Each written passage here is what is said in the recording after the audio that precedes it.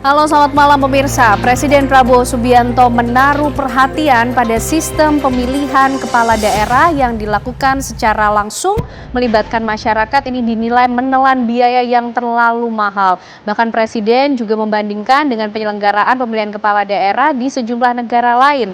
Wacana kemudian pemilihan kepala daerah dilakukan oleh DPRD tentunya juga menjadi pembahasan bagi sejumlah partai politik. Lalu sistem seperti apakah yang paling ideal sehingga pemilihan kepala daerah ini bisa menekan biaya dilangsungkannya sistem pemilihan tersebut namun tetap mengedepankan partisipasi publik. Itu yang akan kita bahas malam hari ini di Apa Kabar Indonesia Malam. Bersama saya Ken Anu. Dan saya Tiara Haraha, pemirsa. Selain itu sejumlah informasi lainnya juga akan kami hadirkan untuk Anda. Salah satunya pembahasan mengenai proses pembersihan dan juga proses pembangunan ini masih terus dilakukan di daerah terdampak bencana di Sumatera. Namun kondisi pemulihan ini masih harus dihantui dengan adanya faktor cuaca yang didominasi hujan setiap harinya. Lantas apa yang seharusnya diketahui oleh seluruh pihak yang terlibat di sana agar mengantisipasi bencana susulan yang terjadi?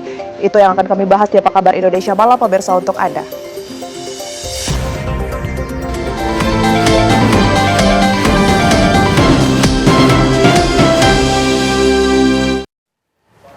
Barreskrim Polri berhasil mengungkap 3 jaringan judi online internasional dengan omset ratusan miliar rupiah. Dari pengungkapan ini, polisi mengamankan 20 orang tersangka di sejumlah wilayah di Indonesia. Ya, inilah detik-detik petugas Direktorat Tindak Pidana Umum Barreskrim Polri menangkap para pelaku judi online jaringan nasional. Dalam ungkapan ini, sebanyak 3 kasus judi online jaringan internasional yang beroperasi di sejumlah wilayah Jakarta, Jawa Barat, dan Jawa Timur. Pengungkapan dilakukan sejak Agustus 2025 lalu hingga Desember 2025 berdasarkan laporan masyarakat dan hasil analisa mendalam selama beberapa bulan. Tim Subdit 3 Jatantras di Tipidum Barreskrim Polri melakukan penindakan serentak terhadap judi online dengan situs t6.com dan WE88. Operasi dilakukan di Kabupaten Pamekasan, Kota Tangerang, Jakarta Barat, Jakarta Selatan, dan Jakarta Timur. Para pelaku berperan sebagai admin keuangan, penyewa rekening, direktur payment gateway, pemilik rekening penampung, hingga pengelola money changer untuk pencucian uang hasil judi online. Ada 3 jaringan yang tersebar, pemirsa, di berbagai daerah yang berhasil diungkap, yakni total 20 orang tersangka berhasil ditangkap. Dalam kurun waktu 1 tahun, masing-masing jaringan diketahui meraup omset hingga ratusan miliar rupiah.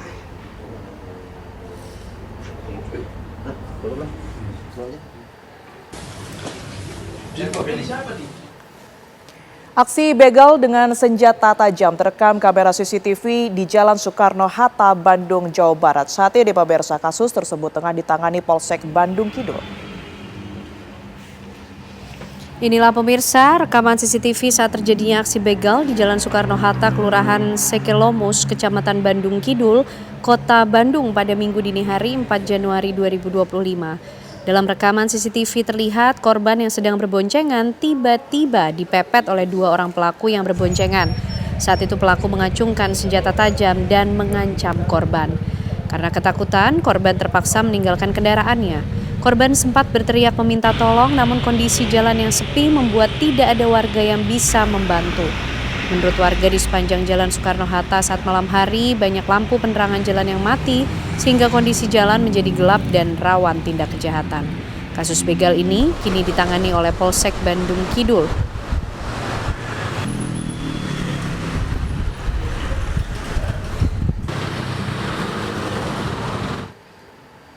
Mantan Mendikbudristek Nadiem Makarim menjalani sidang perdana hari ini di Pengadilan Negeri Jakarta Pusat.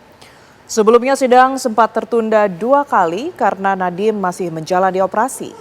Meski masih dalam masa pemulihan pasca operasi, Nadiem tetap hadir di persidangan. Sidang hari ini beragendakan pembacaan dakwaan. Kuasa hukum Nadiem, Ari Yusuf Amir, menyampaikan setelah pembacaan dakwaan pihaknya langsung menyampaikan eksepsi. Nadiem menjadi terdakwa atas kasus dugaan korupsi laptop Chromebook saat ia masih menjabat sebagai Mendikbudristek.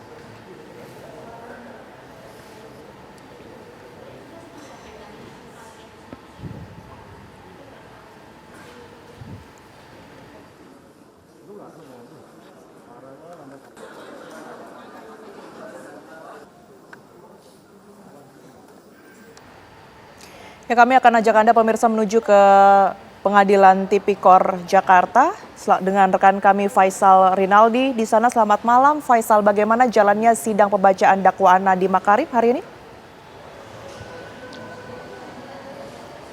Ya, Tiara, untuk sidang pembacaan dakwaan Nadiem Makarim memang untuk saat ini sudah selesai. Di mana nantinya sidang akan dilanjutkan pada Kamis 8 Januari 2026 dengan agenda tanggapan dari jaksa penuntut umum atas eksepsi yang tadi disampaikan oleh pihak terdakwa. Di mana Tiara, memang hari ini ada dua agenda sidang sekaligus yang tadi dilaksanakan di Pengadilan Tipikor Jakarta Pusat, di mana tadi kita sudah mendengarkan dakwaan yang disampaikan oleh jaksa penuntut umum. Kemudian sidang dilanjutkan dengan pembacaan eksepsi dari pihak terdakwa yang dibacakan secara langsung oleh tim kuasa hukum dari Nadiem Makarim. Dan memang nantinya pada Kamis sidang akan dilanjutkan dengan agenda tanggapan JPU atas eksepsi tersebut dan juga akan dilanjutkan dengan putusan sela dari majelis hakim. Apakah eksepsi tersebut akan diterima? Namun jika eksepsi ini ditolak, maka nanti sidang akan dilanjutkan dengan tahap pembuktian dengan mendengarkan keterangan dari beberapa orang saksi. Nah, Tiara, kami sampaikan dulu terkait dengan sidang hari ini, yang dimana dua agenda sekaligus tadi dilaksanakan di sini. Yang pertama adalah dakwaan, kemudian juga ada eksepsi, dan memang ada beberapa poin Tiara dan juga pemirsa yang kami catat dalam persidangan hari ini, di mana kami bahas terlebih dahulu dalam eksepsi tadi bahwa tim kuasa hukum dari Nadiem Makarim memang menjelaskan untuk proyek digitalisasi pendidikan yang dilakukan oleh Nadiem Makarim selama menjabat sebagai Menteri Pendidikan atau Mendikbudristek dalam periode 2019-2022 dengan memilih Chrome OS sebagai pengadaan laptop ini justru memberikan dampak positif bagi keuangan negara. Di mana tim kuasa hukum tadi mengatakan bahwa Chrome OS ini diambil karena gratis lisensi jika dibandingkan dengan Windows OS, di mana tadi dijabarkan juga hitungannya dalam persidangan tadi. Dalam eksepsi tadi dijabarkan bagaimana perhitungannya jika memang Chrome OS ini tidak diambil. Jika menggunakan Windows OS, di mana negara harus mengeluarkan biaya $50 Amerika Serikat untuk per unitnya, yang kemudian dikalikan dengan jumlah unit yang dibagikan sebanyak 1,6 juta unit, yang dimana hasilnya yang tadi dijabarkan oleh tim kuasa hukum 1,2 triliun rupiah harus dikeluarkan negara jika menggunakan Windows OS. Sementara Nadiem Makarim selama menjabat sebagai Mendikbudristek menggunakan Chrome OS yang dimana gratis lisensi. Artinya tim kuasa hukum menyimpulkan bahwa 1,2 triliun rupiah dihemat oleh Nadiem Makarim karena menggunakan Chrome OS. Kemudian dapat kami informasikan pula, Tiara dan juga pemirsa, dalam eksepsi tadi tim kuasa hukum daripada Nadiem Makarim juga mengatakan bahwa dakwaan daripada jaksa penuntut umum ini dinilai kontradiktif karena dakwaan yang disampaikan adalah merugikan keuangan negara. Sementara fakta yang disampaikan oleh tim kuasa hukum justru Nadiem menguntungkan negara. Untuk kelanjutannya seperti apa, kita saksikan sama-sama Tiara pada Kamis 8 Januari 2026 nanti. Demikian Tiara, kami kembalikan ke studio. Baik, terima kasih Faisal Rinaldi mengabarkan dari berlangsungnya sidang Nadiem Makarim di Pengadilan Tipikor Jakarta. Pemirsa, pihak Satreskrim Polres Metro Jakarta Utara telah memeriksa 10 orang saksi terkait dengan kasus kematian misterius satu keluarga di Jalan Warakas, Tanjung Priok, Jakarta Utara. Pihak kepolisian terus bekerja intensif untuk mengungkap penyebab pasti tewasnya 3 anggota keluarga di sebuah rumah kontrakan di Warakas. Hingga saat ini 10 saksi yang terdiri dari tetangga sekitar TKP serta kerabat korban telah diperiksa.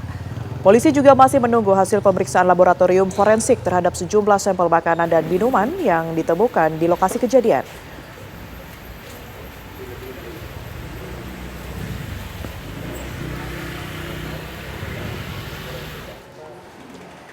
Pemirsa, polisi mengungkap kasus pembunuhan anak petinggi Parpol PKS yang ditemukan tewas pada 16 Desember 2025 lalu. Informasi selengkapnya akan kami hadirkan untuk Anda usai jeda. Polisi mengungkap kasus pembunuhan anak petinggi Parpol PKS yang ditemukan tewas pada 16 Desember 2025 lalu. Pelaku diketahui merupakan spesialis pencurian rumah mewah yang terlilit kebutuhan ekonomi. Dalam konferensi pers, Dirkrimum Polda Banten, Kombes Pol Dian Setiawan mengatakan motif kejahatan karena pelaku terlilit utang akibat mengalami kerugian saham kripto. Pelaku adalah pemain saham kripto yang merupakan pegawai operator produksi di salah satu perusahaan di Cilegon. Pelaku ditangkap saat pelaku melancarkan aksi pencurian di TKP kedua, yakni di rumah mantan anggota DPRD di Kelurahan Ciwedus, Kota Cilegon pada Jumat 2 Januari 2026. Saat pelaku dan barang bukti diamankan, polisi menemukan bercak darah di pisau pelaku. Kasih jalan dulu. Kasih jalan dulu. Awas kursi, awas kursi, awas kursi, awas kursi. Kita lanjutkan apa kabar Indonesia malam hari ini dengan mengupdate informasi mengenai kasus pembunuhan dari anak petinggi Parpol PKS bersama dengan Kasat Reskrim Polres Cilegon AKP Yoga Tama. Selamat malam Pak Yoga. Selamat malam. Baik, Pak Yoga, bagaimana kemudian akhirnya pihak kepolisian bisa menangkap pelaku dari pembunuhan anak petinggi salah satu partai politik di Indonesia? Mulai dari TKP di tempat kedua, yaitu rumah Bapak RS, yang merupakan mantan politisi juga, itu di TKP Ciwedus. Jadi dari pelaku ini memang sengaja masuk ke rumah-rumah mewah. Lalu di TKP tersebut juga sudah pernah dilakukan pencurian sebelumnya. Ketika terjadi penangkapan ini adalah kejadian yang kedua kali dan berhasil digagalkan. Baik, Pak Kasat, informasinya kejadian ini kan di tanggal 16. Apa yang kemudian ini menjadi kendala pihak kepolisian sehingga perlu waktu lebih dari 1 pekan untuk menangkap pelaku? Kita melihat lokus tempus. Yang pertama itu dari segi waktu. Pembunuhan terjadi pada tanggal 16 Desember di BBS, perumahan BBS. Lalu untuk kejadian kedua itu terjadi di TKP Ciwedus pada tanggal 29 Desember. Yang menjadi keyakinan kepolisian adalah ketika melakukan pengamanan kepada pelaku, itu ditemukan ciri-ciri fisik dari hasil penyelidikan yang sama kita lakukan di kasus pembunuhan di BBS sebelumnya. Dan ketika melakukan penggeledahan pada saat penangkapan, itu ditemukan adanya pisau yang adanya jejak DNA darah korban yang ada di perumahan BBS. Oke, Pak Yoga, apakah sudah diketahui motif dibalik tindakan dari pelaku ini? Karena kalau kita lihat dari gambar yang ada pun pengejaran terhadap pelaku ini nampaknya cukup dramatis, Pak, berlangsung. Biar saya jelaskan biar tidak menjadi ranah abu-abu. Untuk segi penangkapan sendiri, kita dari Polres Cilegon Polda Banten juga sedang melaksanakan PAM Nataru. Makanya mungkin ada di video itu terlihat ada anggota BRIMOB maupun anggota Polri sendiri dalam penangkapan tersebut. Di situ saya bisa jelaskan bahwa kita menerima laporan dari masyarakat. Jadi memang ada anggota yang sedang terpos, lalu menerima laporan masyarakat dan langsung datang ke TKP di perumahan Ciwedus yang berhasil digagalkan. Untuk motif dari pelaku tersendiri sudah terkonfirmasi. Pelaku ini mengalami loss, kerugian dalam jumlah yang sangat besar. Dalam investasi kripto, kita bisa bilang itu sebenarnya trading, perdagangan berjangka, derivative contract berupa jenisnya itu futures perpetual. Dari modal 400 juta suami istri itu menjadi 4M, lalu dari kurang lebih 4M itu jadi mengalami loss, kerugian. Itulah yang menjadi motif yang membuat pelaku bisa masuk ke 2 rumah mewah tersebut. Pak Kasat, mengingat yang disasar oleh pelaku ini kan memang rumah-rumah mewah begitu ya, bahkan salah satunya adalah rumah petinggi dari Parpol. Apakah memang di rumah-rumah tersebut ini tidak ada pengamanan yang cukup ketat ataupun juga barang bukti yang bisa menjadi kunci begitu bagi pihak kepolisian untuk lebih cepat menangani hal ini, CCTV misalnya? Untuk di rumah BBS memang pure tidak ada CCTV, tapi di perimeter tetangga itu tetap ada CCTV, sehingga menjadi petunjuk seperti motor dan ciri badan pelaku. Lalu dari hasil yang penggeledahan yang kita lakukan ketika dalam penangkapan, itu menjadi linking point antara BBS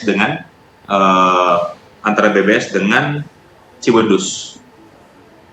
Oke, baik. Terima kasih atas informasi yang telah diberikan kepada kami, Kasat Reskrim Polres Cilegon telah bergabung bersama kami di Apa Kabar Indonesia Malam. Sehat selalu, Pak Kasat. Pemirsa, penetapan upah minimum Provinsi Jakarta sebesar Rp5,72 juta pada 2026 menepuk gelombang aksi dari Serikat Pekerja. Angka ini dinilai belum memenuhi standar hidup layak di ibu kota. Gubernur Jakarta Pramono Anung pun menyatakan penetapan UMP Jakarta sudah mendengarkan keinginan dua belah pihak yakni pengusaha dan buruh. Tapi mengapa protes masih terjadi?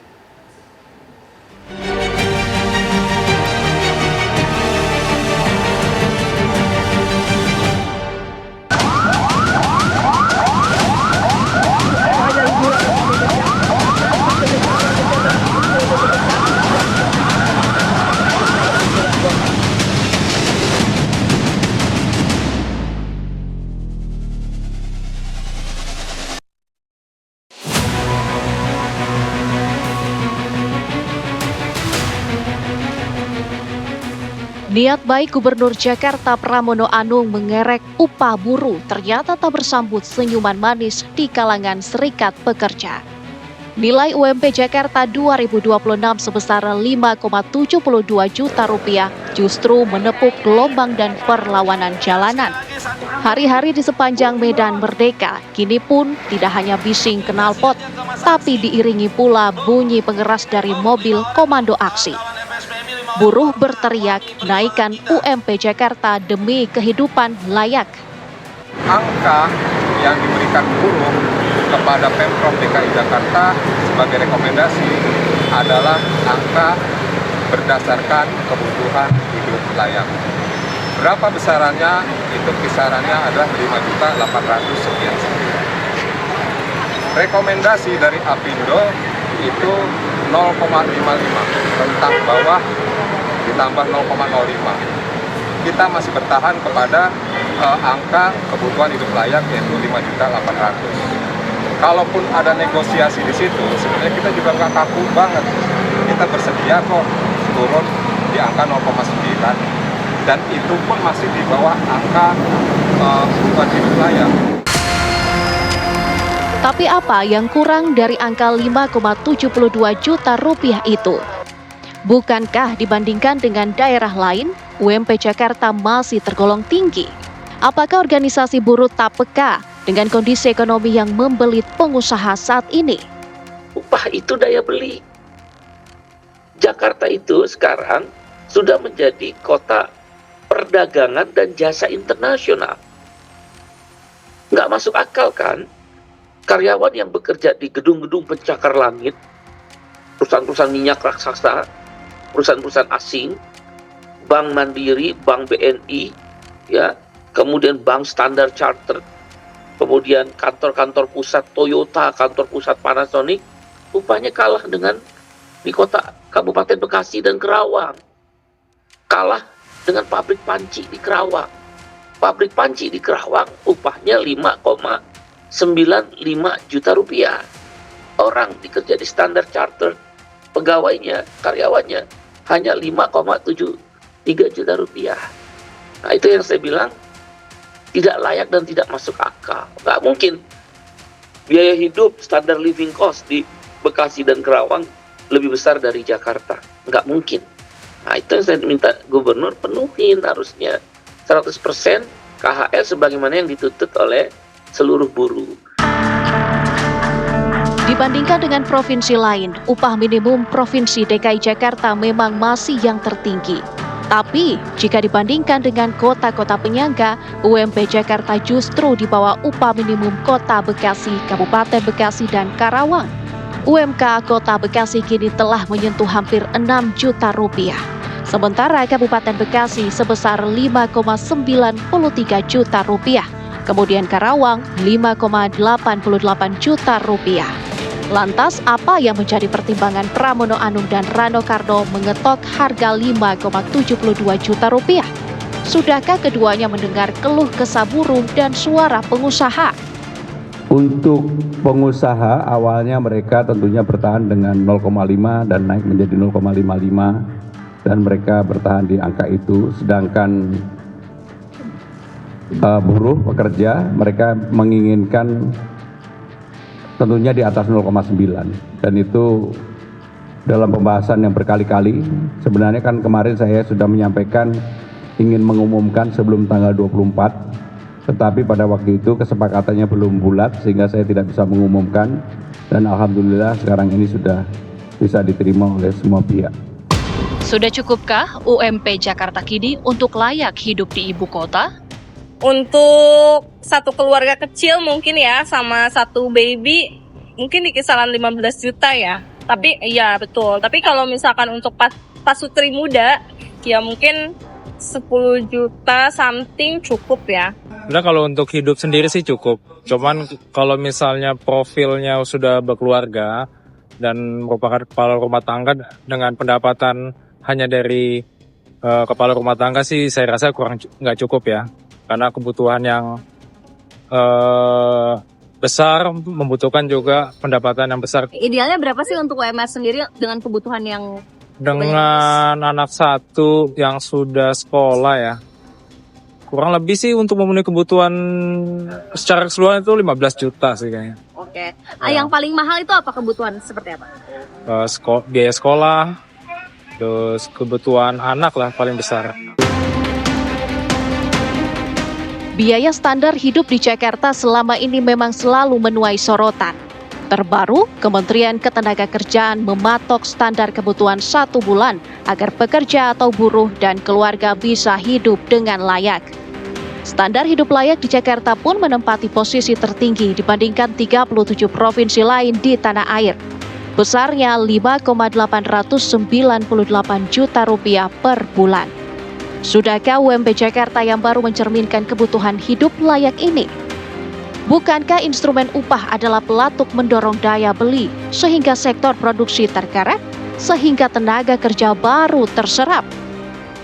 Kalau gaji saya 1 juta, kemudian daya beli saya naik karena gaji saya 1.500.000, waktu gaji saya 1 juta beli Indomie misal 5, misal. Begitu gaji saya naik 1.500.000 dalam batas yang wajar, maka saya beli Indomie 7. Pabrik Indomie memproduksi Indomie naik.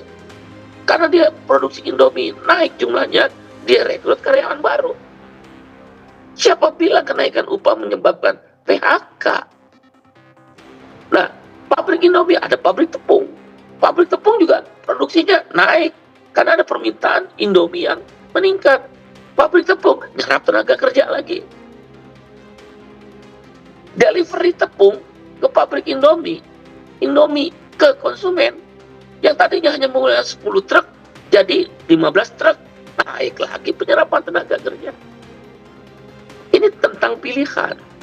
Anda percaya nggak bahwa konsumsi adalah trigger lokomotif untuk pertumbuhan ekonomi? Prinsip utamanya mengapa ada upah minimum, dan upah minimum itu adalah sebagai social safety net. Artinya upah minimum ini sebagai dasar agar pekerja itu tidak hidup di bawah garis kemiskinan, tidak hidup dalam keadaan miskin. Jadi salah satu caranya itu makalah muncullah upah minimum. Upah minimum itu tidak boleh di bawah kebutuhan hidup layak, harusnya di atas kehidupan layak supaya pekerja itu ya hidupnya sesuai dengan yang mereka jalani.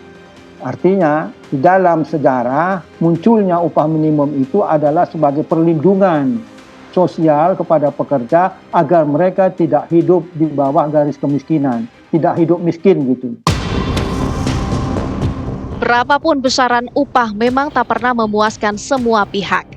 Baik bagi penerima, belum tentu menyenangkan pemberi upah. Sebagai regulator dan mediator, pemerintah semestinya mampu mengambil jalan tengah agar semua masukan menjadi acuan pengambilan kebijakan.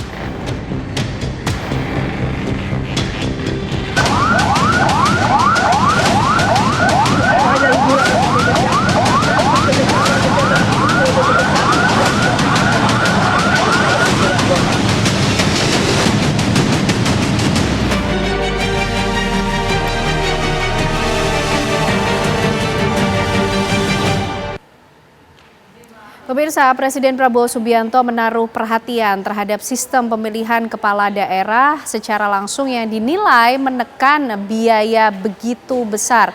Muncul kemudian usulan bahwa pilkada ini kembali dilakukan melalui DPRD. Semendesak apa kemudian pilkada dilakukan kembali oleh DPRD alih-alih dilakukan secara langsung oleh masyarakat? Sistem seperti apa yang ideal untuk bisa menekan biaya politik namun tetap mengutamakan partisipasi publik? Kami akan menghadirkan pembahasannya untuk Anda di Apa Kabar Indonesia Malam usai jeda.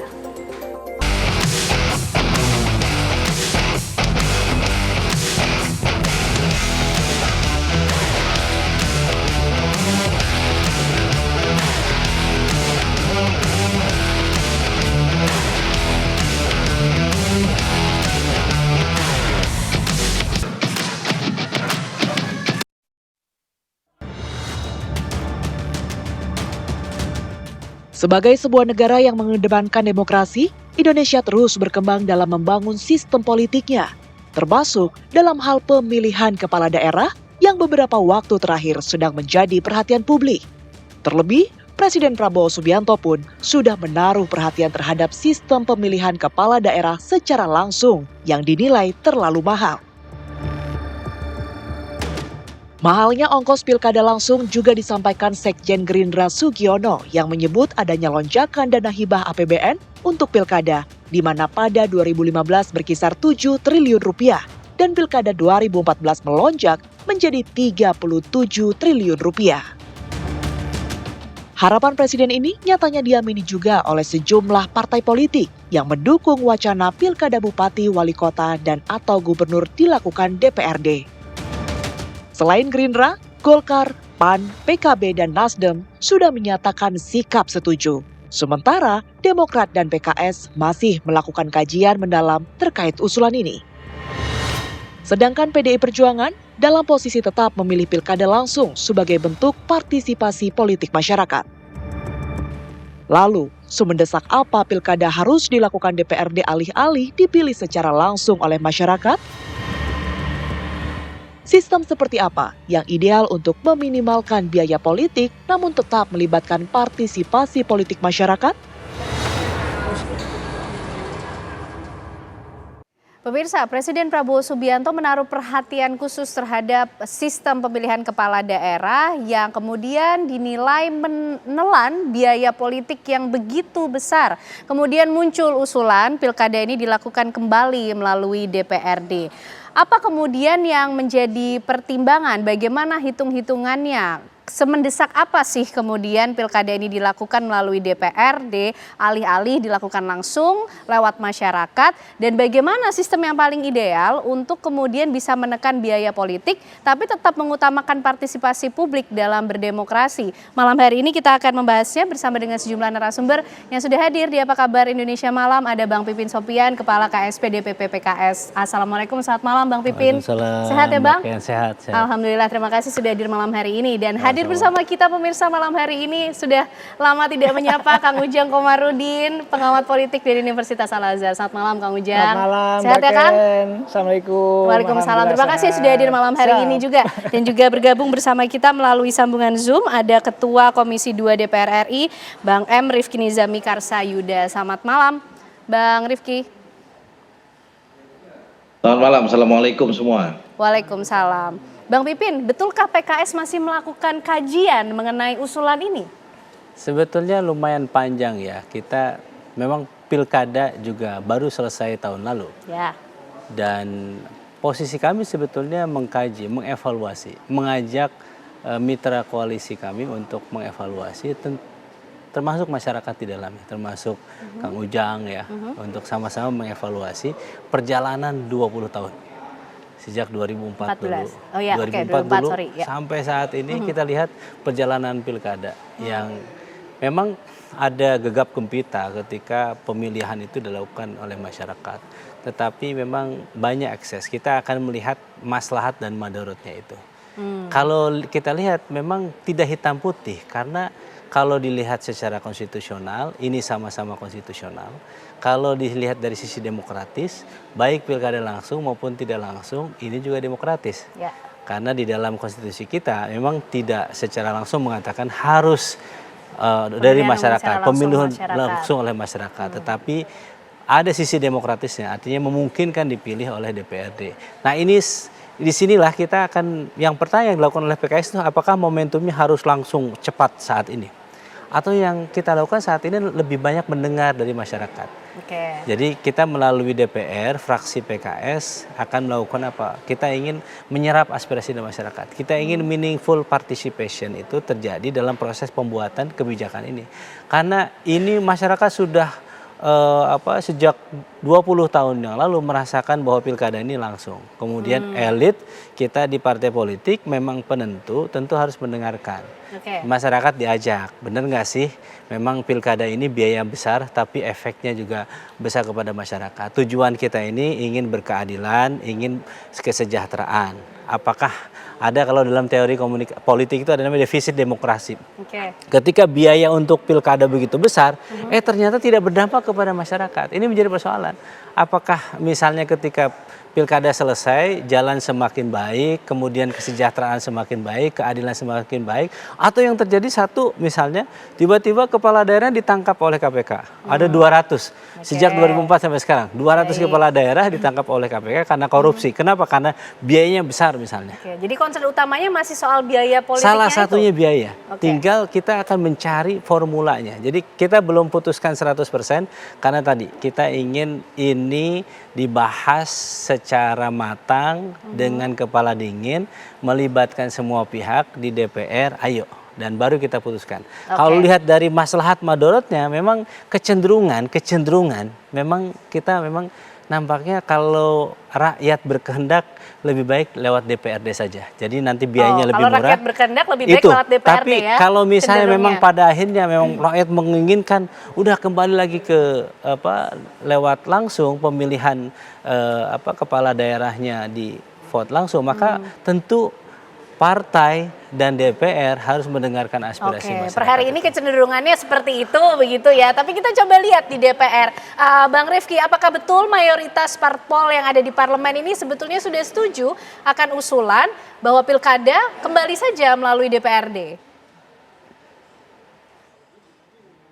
Secara resmi, pembahasan terkait dengan revisi Undang-Undang Pemilu, termasuk revisi terhadap Undang-Undang Pemilihan Gubernur, Bupati, Wali Kota, Undang-Undang Nomor 10 Tahun 2016 kan belum dilakukan di DPR sampai dengan hari ini. Bahwa Prolegnas tahun 2026 mengamanahkan kepada Komisi 2 DPR RI untuk menyusun dua hal.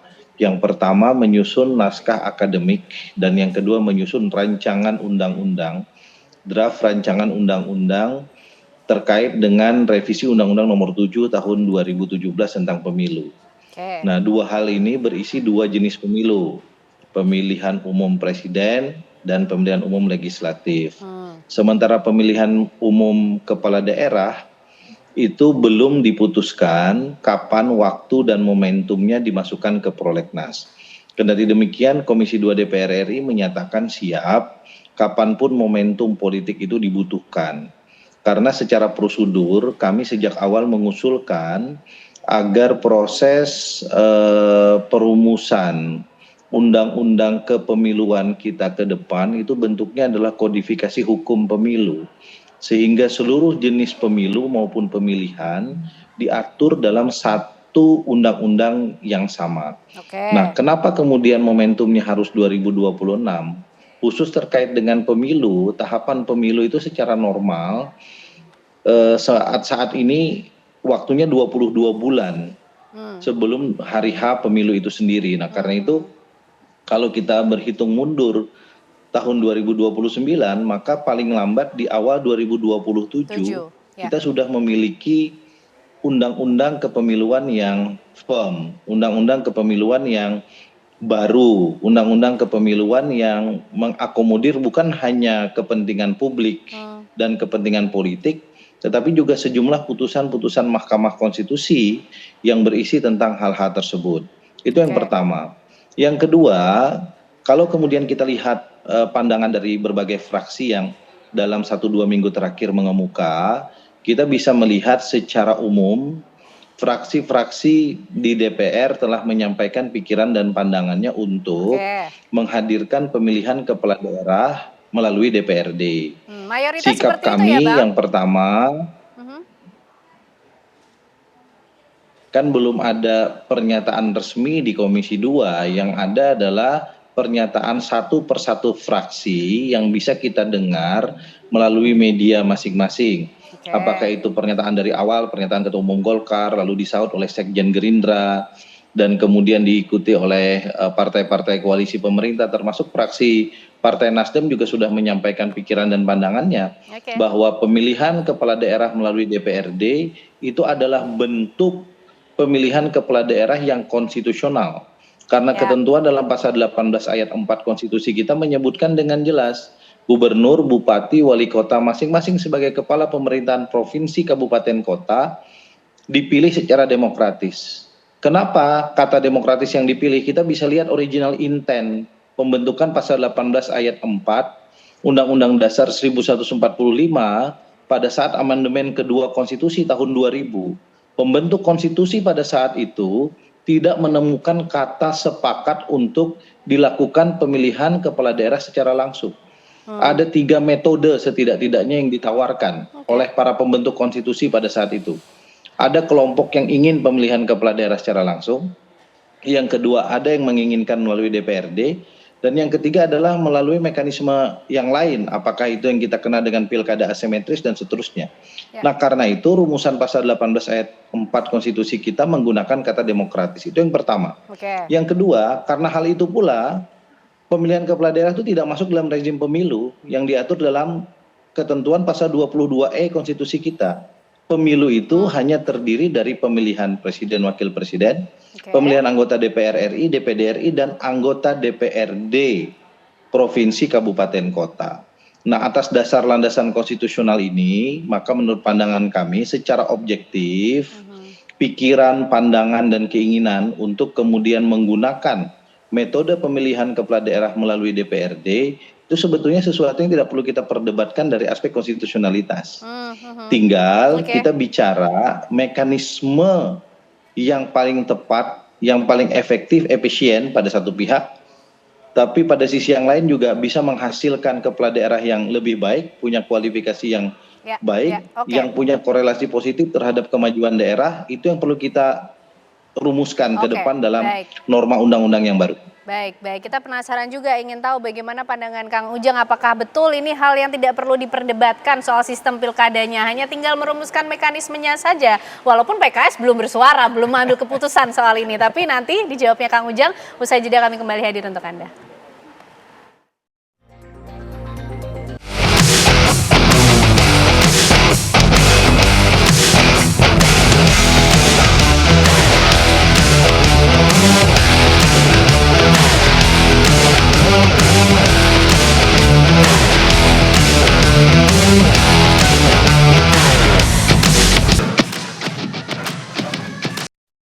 Baik pemirsa, kita akan kembali membahas mengenai harapan mungkin ya Presiden Prabowo Subianto mengenai sistem pilkada yang kembali dilakukan melalui DPRD. Kang Ujang, kenapa sih kemudian ide ini muncul di timing di awal tahun ini begitu?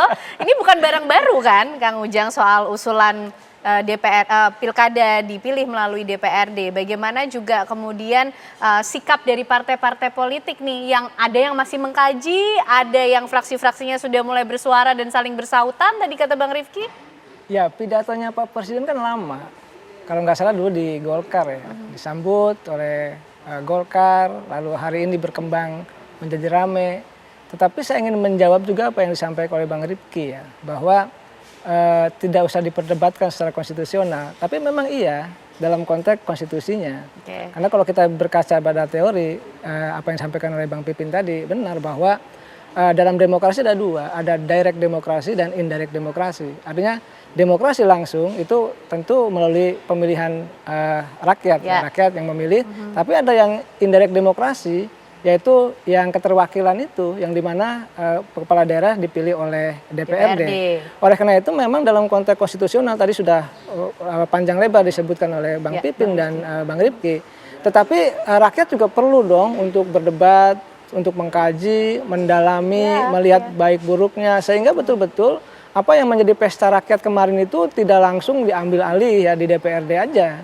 Oleh karena itu tadi kebahagiaan rakyat, sorak-sorai walaupun biayanya tinggi, ini menjadi catatan-catatan demokrasi kita selama 2 dekade, apa yang disampaikan oleh Bang Pipin tadi. Oleh karena itu dalam konteks konstitusinya iya, tidak ada pelanggaran apapun, dalam konteks teoretiknya juga iya. Tapi dalam konteks kebatinan masyarakat harus dilihat secara mendalam. Kenapa? Dalam konteks pilkada yang biayanya besar ini memang plus minusnya luar biasa banyak. Salah satu kelebihannya mungkin masyarakat sorak-sorai, masyarakat hidup.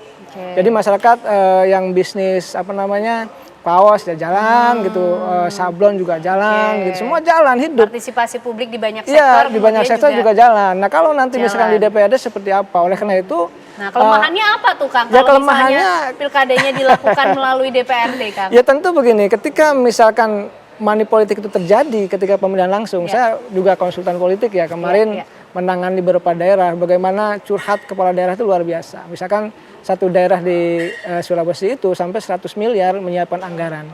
Lalu di beberapa daerah kabupaten kota juga menyiapkan uang 50 miliar juga untuk menyiapkan anggaran juga. Ya, ini kan dan ini sebuah kenyataan. Sudah jadi rahasia umum ya, ini kan sebenarnya dijawab oleh Pak Presiden dan partai-partai untuk katakanlah mengembalikan pemilihan kepada DPRD. Apakah ini jalan keluar yang terbaik? Tentu harus dicari, atau justru memindahkan saja, gitu. Memindahkan dari masyarakat kemudian kepada wakil-wakil rakyat. Pernah punya pengalaman dulu di daerah saya, pilkada di DPRD gitu ya. Salah satu partai mengajukan calonnya, ya mohon maaf money politiknya terjadi di situ. Bahkan ditandai nanti yang tidak milih itu diancam dan lain sebagainya. Ada terjadi itu sejak 20 tahun yang lalu. Nah, apakah ke depan tadi ya kita lihat plus minusnya seperti apa. Tadi sebenarnya kalau di masyarakat itu money politiknya ada di masyarakat, tapi di DPRD tidak menghilangkan money politik juga, tetapi mungkin lebih ringan. Efisiensi anggaran mungkin APBN dan APBD juga menjadi sedikit. Dan ini kan melihat bahwa kondisi kita, kondisi bangsa juga sedang, mohon maaf, efisiensi dalam konteks untuk membangun bangsa. Oleh karena itu, saya mencoba untuk memahami bahwa ruang Pak Presiden dan partai-partai koalisi ya tadi yang bersepakat dan ada yang menunggu seperti PKS, tentu juga harus bersama-sama sejalan seiring dengan keinginan publik. Apa yang menjadi keinginan publik ini, jangan sampai nanti publiknya ingin A gitu, partainya memberi yang B. Ya ini juga jangan sampai. Yang jangan pasti sampai wakil rakyat justru tidak betul-betul mewadahi bagaimana suara rakyat. Ya, gitu dong, Kang. artinya rakyat perlu didengar aspirasinya, perlu dicarikan jalan keluarnya sehingga betul-betul pilkada itu menjadi pilkada yang bukan hanya tadi keinginan elit, tapi juga keinginan masyarakat. Ini yang harus kita cari jalan keluarnya. Ya saya meyakini kajian-kajiannya sudah banyak. PKS juga punya, Bang Rifki juga, Nasdem juga punya, semua partai juga semua punya.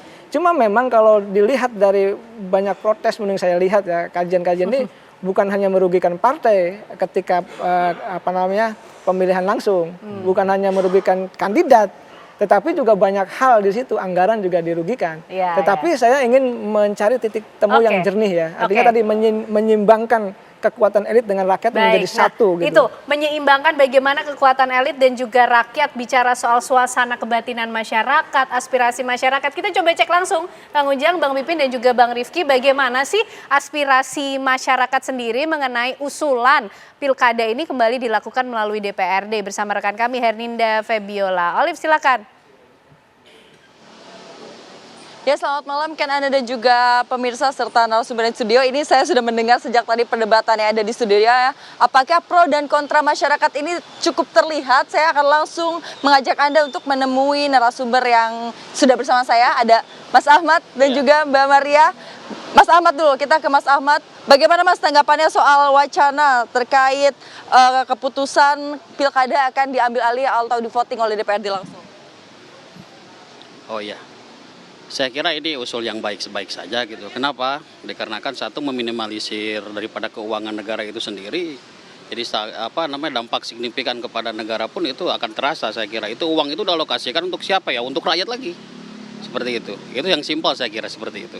Tapi dengan kemungkinan adanya money politik ini seperti apa nih? Justru money politik itu terjadi gara-gara banyak partai. Nah, seperti itu. Tapi kalau misalkan anggaran itu dimasukkan, dicocokkan anggaran itu kemana larinya, otomatis rakyat kembali kepada rakyat. Dari Mas Ahmad tentunya efisiensi ini cukup harus dipertimbangkan ya Mas ya. Kita bergeser ke Mbak Maria. Kalau Mbak Maria sendiri gimana nih Mbak? DPRD akan dipilih oleh Pilkada akan dipilih oleh DPRD, apakah merasa kehilangan hak pilih? Ya, kalau menurut saya ketika pemilu atau pilkada dilakukan oleh DPRD, maka hak suara rakyat jadi terhilangkan gitu ya, esensinya gitu. Karena kan secara undang-undang juga kita, undang-undang dasar negara kita kan berkedaulatan rakyat, maka oleh karena itu keputusan dan kembali berpolitiknya dari rakyat kembali. Cuma memang perlu strategi yang penting ya untuk mendidik masyarakat untuk melek politik agar tidak salah pilih seperti itu.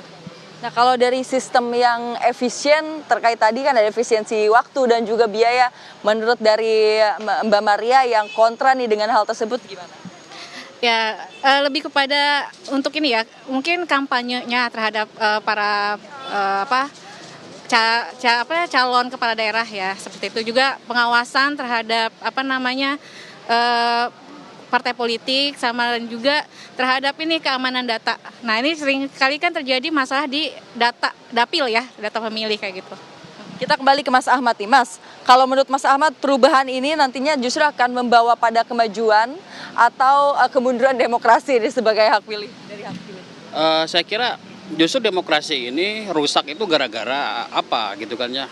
Kita harus kembali ke sana dulu. Demokrasi memang setiap kita bebas untuk memilih gitu kan, memilih apa gitu kan. Tetapi sebagaimana yang kita lihat yang terjadi sekarang yang real itu apa yang terjadi? Yang terjadi itu akan money politik juga. Kalau seperti itu ya sudah, ketok palu aja ke zaman dulu kan seperti itu. Nah itu simpelnya seperti itu. Nah, menanggapi Mbak Maria silakan ditanggapi mungkin dari statementnya. Iya, kalau akhirnya pemilihan itu dilakukan oleh Dewan Perwakilan, maka kita mengalami kemunduran berpolitik sebenarnya ya pada esensinya. Karena kita akan kembali lagi partai penguasa atau kelompok penguasa yang akan mengendalikan hal itu gitu. Seperti itu. Kalau dari Mbak Maria ada nggak solusi atau saran kepada para pejabat kita terkait pilkada ini?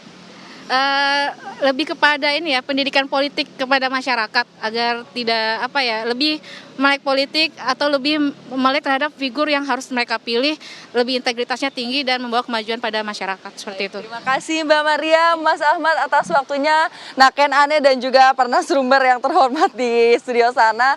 Begitulah seru sekali ya tanggapan dari masyarakat, ada yang pro dan juga ada yang kontra. Saya kembalikan ke studio Ken Ane. Baik, nampaknya perdebatan belum terjadi di ruang parlemen, tapi sudah terjadi di tengah masyarakat ya. Ada yang pro, ada yang kontra. Kita coba bantu PKS untuk bisa menyerap aspirasi masyarakat untuk akhirnya menentukan suara. Tapi nanti ya dijawabnya Bang Pipin sesaat lagi, pemirsa, kami kembali untuk Anda.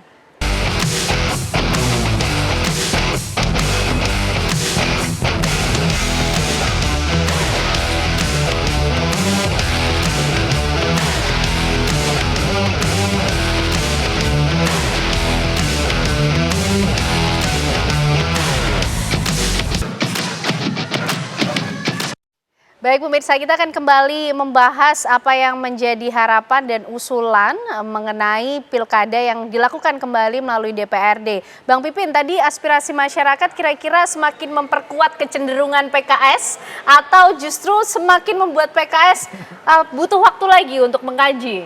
Jadi ini fenomena tadi, perdebatan tadi Pak Bu Maria sama Pak Ahmad ini memang menunjukkan yang akan terjadi di masyarakat ya. Dan kami sebagai partai politik tentu harus berhitung terhadap aspirasi itu. Betul. Ini ada keinginan supaya suara yang didengarkan memiliki kedaulatan untuk memilih. Ya. Di sisi lain kita ingin ada efisiensi, ada politik anggaran supaya ini bisa efek negatifnya bisa yang dialihkan. Nah, PKS ini kan partai Islam yang ingin melihat mana maslahat dan madorotnya. Setelah kita melihat secara konstitusional ternyata ini konstitusional, demokratis, tinggal kualitasnya saja. Memang masyarakat bisa lebih dekat. Nah, masyarakat lebih dekat karena disosialisasikan visi, misi dan sebagainya. Terus kalau oleh DPRD kira-kira itu bisa terjadi atau tidak misalnya? Oh ternyata sama, bisa juga terjadi. Berarti dari sisi pembiayaan lebih mahal atau lebih kurang, lebih murah misalnya pembiayaan kalau lewat DPRD. Nah ini yang tentu kita akan hitung kira-kira dari sisi pembiayaan, dari sisi efektivitas, dari sisi keterkenalan masyarakat untuk mengenal calonnya gitu. Kita memang harus lihat banyak kepala daerah yang dihasilkan proses pilkada langsung ini yang berkualitas. Oke. Ya, jadi itu harus diakui. Secara kualitas kita bicara ya. Ya, tapi di sisi lain juga ada ekses ketika memang dasarnya popularitas, elektabilitas yang dalam tanda petik sebagian ada oknum yang menggunakan dananya misalnya dari oknum misalnya oligarki tertentu sehingga ada ketergantungan, ada hutang budi, sehingga apa yang terjadi setelah terpilih terjadi mereka korupsi dan kemudian ditangkap KPK. Jadi nah ini yang mungkin tadi ada euforia pilkada ini bahwa ini pesta rakyat, tetapi sesungguhnya dana begitu besar keluar ya, tetapi setelah pilkada masyarakat tidak mendapatkan apa-apa. Kalau hitung-hitungan PKS per hari ini seperti apa Bang Pipin? Lebih cenderung kembali ke DPRD saja atau langsung rakyat? Nah, kalau kita melihat setelah mengevaluasi memang ya kecenderungan kita melihatnya kalau kita ingin posisi sekarang ya, kami ingin mendengar aspirasi masyarakat. Masyarakat tidak langsung dikasih, udah lewat DPRD saja. Kecenderungan kami saat ini ingin mendengar masyarakat. Kalau dari maslahat madorotnya, memang kita melihat kecenderungan lewat DPRD maslahatnya lebih besar. Tapi kami belum putuskan itu karena keputusannya nanti ada di DPR. Nanti DPR fraksi tentu akan bermusyawarah, kemudian diskusi akan menghitung. Oke misalnya dipilih langsung atau tidak langsung atau lewat DPRD. Kira-kira tadi akan dihitung. Kalau lewat DPRD mekanisme seperti apa supaya masyarakat tetap mendapatkan haknya mengetahui visi misi program kerja calon kepala daerah itu. Dan dari situ kemudian kita akan berhitung dana alokasi kalau kemarin itu sekitar 80 triliun yang dihabiskan total kemarin ya. Kira-kira kalau untuk kepentingan masyarakat untuk beasiswa, untuk modal usaha misalnya dialokasikan untuk bangun ruang kelas baru dan sebagainya. Nah, memang segala sisi itu harus kita lihat. Sisi bagaimana ekses konflik antar masyarakat, kemudian money politik memang akan selalu terjadi dimanapun ya.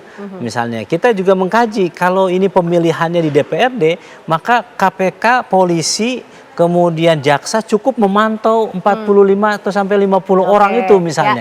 Kalau misalnya ada money politik tinggal ditangkap saja di situ. Lebih kecil lagi. Mudah. Nah, ini kajian ini yang kami bahas di PKS masih untuk menjadi bahan pembahasan di DPR nanti. Belum sampai total ini ya berarti ya hitung-hitungannya PKS. Tapi Bang Rifki kalau kemudian keputusannya di DPR tadi kemudian juga sempat dibahas tidak lagi berdebat soal sistem, tapi bagaimana mekanisme yang akan dilakukan untuk memastikan supaya money politik ini yang tadi menjadi satu kekhawatiran di masyarakat juga loh Bang Rifki, yang selama ini mungkin terjadi di lingkungan masyarakat sebagai pemilih, nanti jangan-jangan justru berpindah saja ke lingkup DPRD.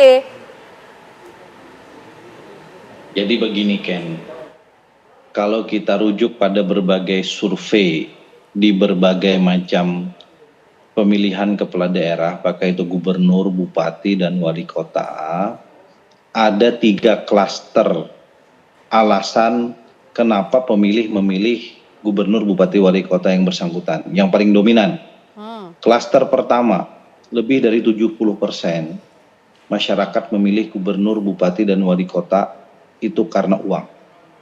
Dan ini bisa dikonfirmasi melalui berbagai lembaga survei. Kita harus jujur katakan. Yang kedua, klaster yang kedua, dia terpilih karena program. Ini rata-rata mereka yang incumbent, mereka yang sudah mencicil kerja-kerjanya sejak awal mereka dilantik 5 tahun sebelumnya sampai dengan menjelang periode kedua. Dan yang ketiga, orang terpilih karena popularitas. Tapi kalau ini diakumulasikan secara keseluruhan, di 545 titik di Indonesia minus 1 pemilihan gubernur Yogyakarta, maka secara umum masyarakat kita melalui pemilihan langsung itu masih didominasi oleh pemberian, apakah itu uang, apakah itu sembako dan seterusnya, yang itu kalau kita menggunakan optik undang-undang pemilu dalam konteks tindak pidana pemilu, semua bisa kita kategorikan dalam politik uang. Itu satu.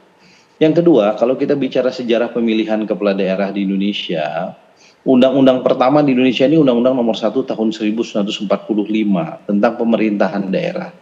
Di undang-undang itu, pola pemilihan kepala daerah dulu ditunjuk oleh presiden. Kita pernah mengalami satu fase itu. Kemudian kita rubah lagi di era Orde Baru. Undang-Undang Nomor 5 Tahun 74. DPRD merekomendasikan, DPRD memilih melalui paripurnanya, tetapi yang memilih secara definitif Presiden untuk Gubernur dan Menteri Dalam Negeri untuk Bupati Wali Kota. Otonomi daerah hadir, Undang-Undang Nomor 22 Tahun 1999. DPRD diberikan kewenangan penuh untuk memilih Gubernur, Bupati, dan Wali Kota. Kita protes karena politik uang konon ada di DPRD. Ya. Intervensi politik dilakukan kepada para anggota DPRD, premanisme politik bisa masuk ke gedung DPRD. Lalu kemudian kita rubah menjadi pola pemilihan langsung. Artinya seluruh metode yang kita perdebatkan ini itu sudah pernah kita lakukan di Republik Indonesia tercinta. Nah, tinggal kita cari mekanisme mana yang paling tepat. Karena itu saya ingin menyampaikan poin ketiga.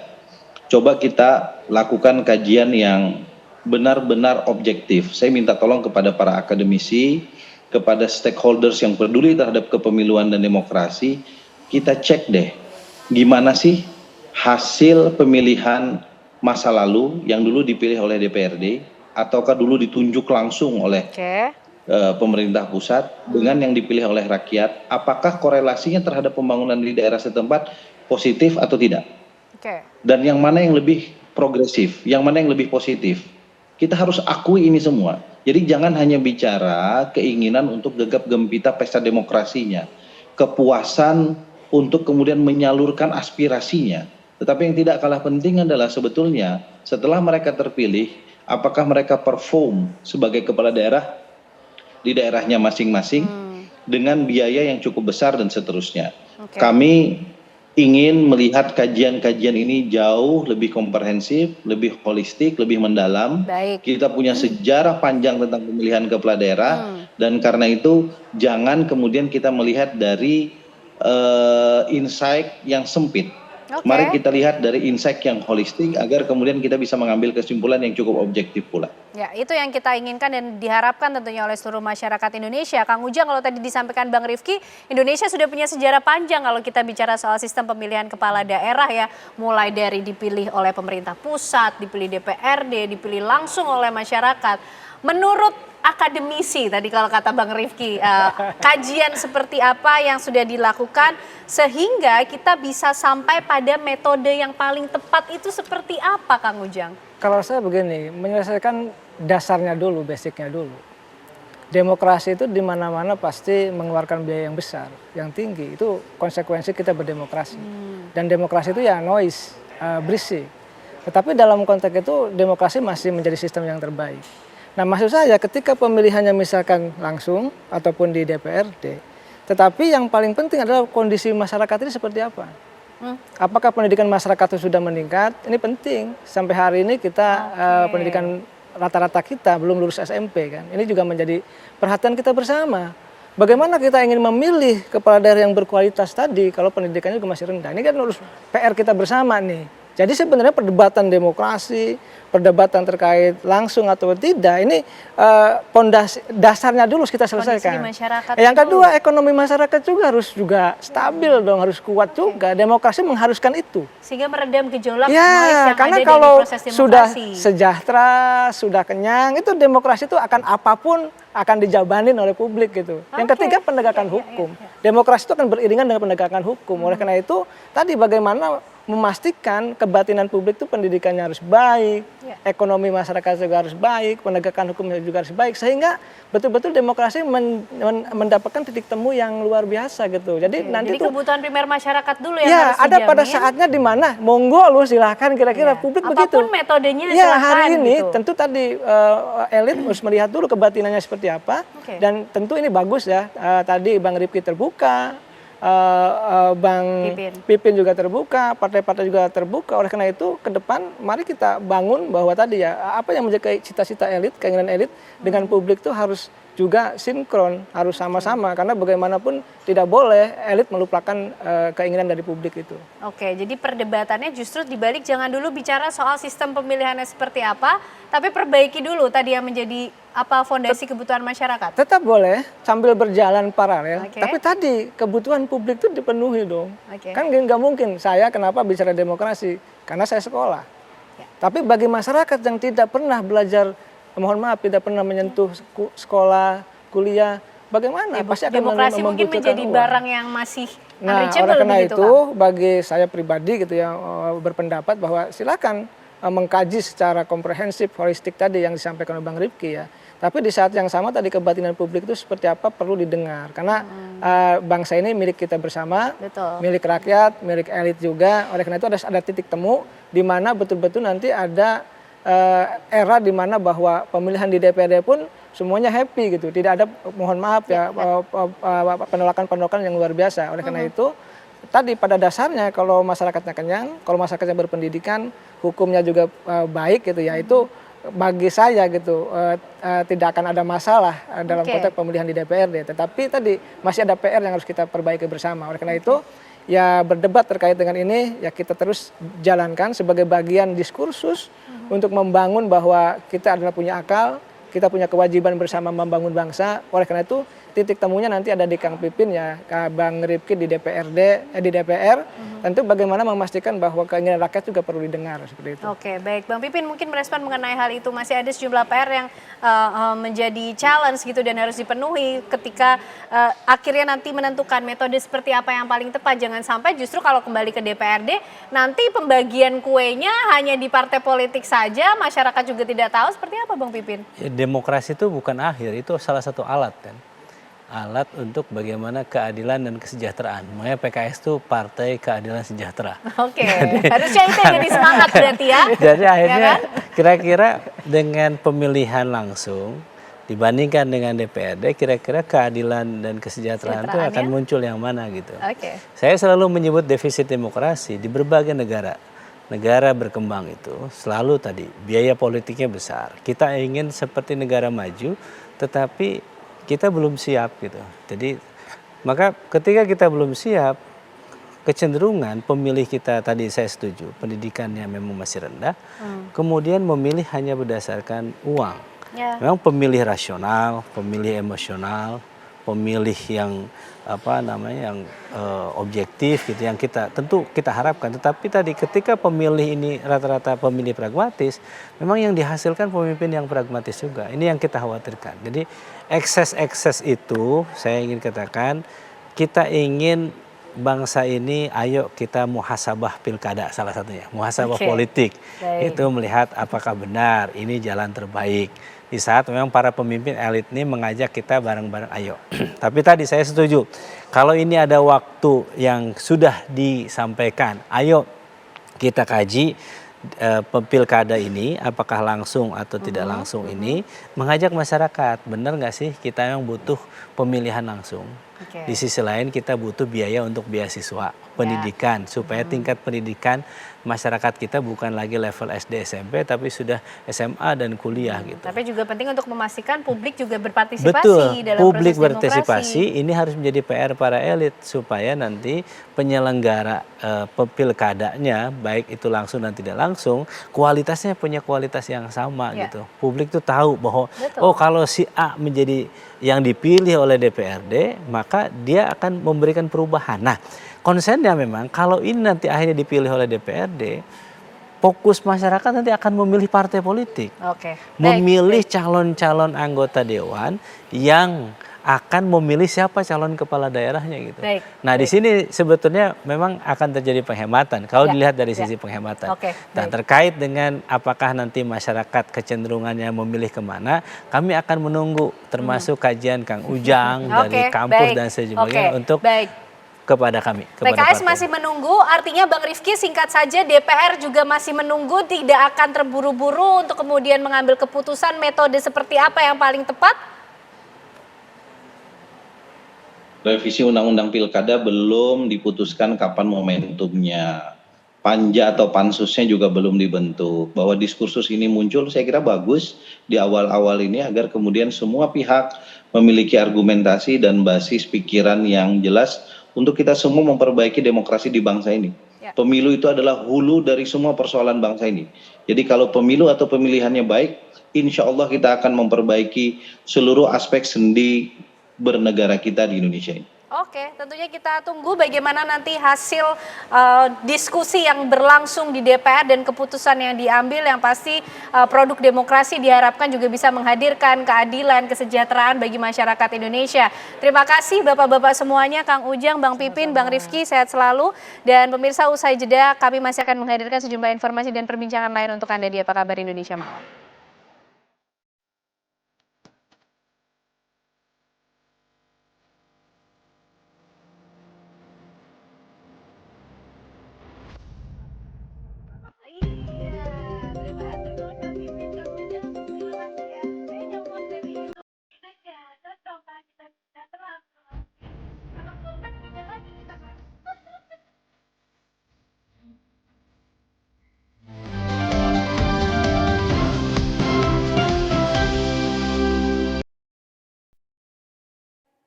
Banyak yang sudah membuktikan Aqua terasa sejuk meski tanpa didinginkan.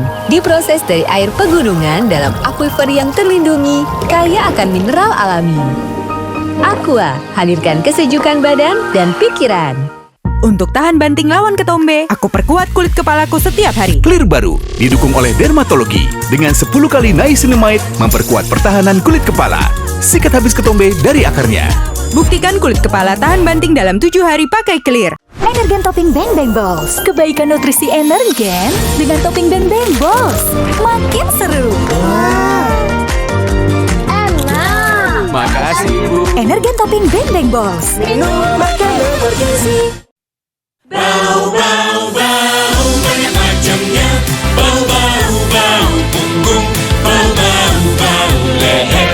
Bau, bau, bau, kaki. Baru dari Rexona yang buat Cathy. Beda, selain Cathy bisa buat 15 titik tubuh dari leher sampai kaki. Lawan bau pakai Rexona Whole Body Deo. Ampuh lawan bakteri, lawan bau badan.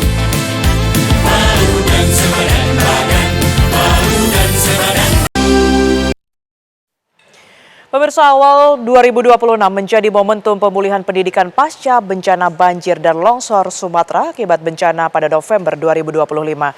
Di Tapanuli Tengah, Sumatera Utara, para siswa kembali bersekolah meski masih di tengah keterbatasan. Sementara itu, pemirsa, Mendikdasmen Abdul Mukti memantau langsung proses belajar mengajar di SMA 4 Kejuruan Aceh Tamiang.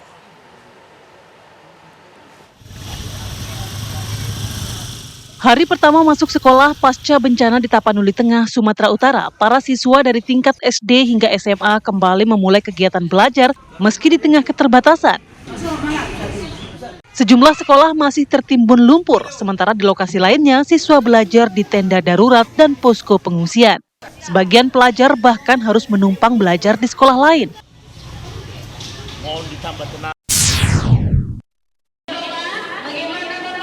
Sementara itu, Mendikdasmen Abdul Mukti mendatangi SMAN 4 Kejuruan Muda Aceh Tamiang Aceh di hari pertama masuk sekolah semester genap. Kunjungannya guna memantau langsung proses belajar mengajar di hari pertama masuk sekolah.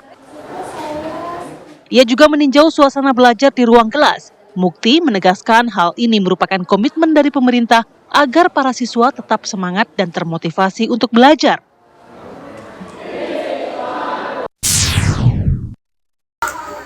Proses belajar di SD Negeri 05 Batang Anai, Kabupaten Padang Pariaman, Sumatera Barat dimulai dengan senam pagi dan upacara bendera. Meski bangunan sekolah rusak parah akibat longsor dan banjir bandang sebulan lalu, semangat para siswa tetap tinggi. Tenda darurat ruang kelas sementara yang digunakan saat ini merupakan bantuan dari berbagai donatur. Para siswa mengharapkan pemerintah segera membangun kembali gedung sekolah permanen. Tim TV One mengabarkan. Proses recovery wilayah terdampak masih dihantui cuaca yang masih didominasi hujan. Apa sajakah yang harus menjadi perhatian semua pihak yang terlibat di Sumatera agar dapat diantisipasi dan tidak menimbulkan bencana susulan?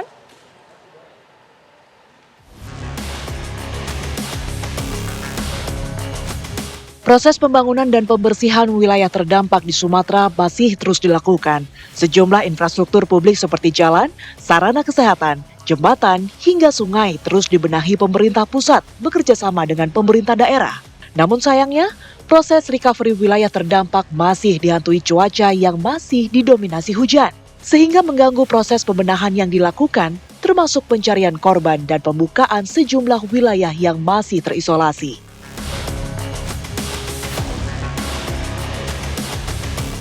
Seperti apakah kondisi cuaca di tahun baru ini?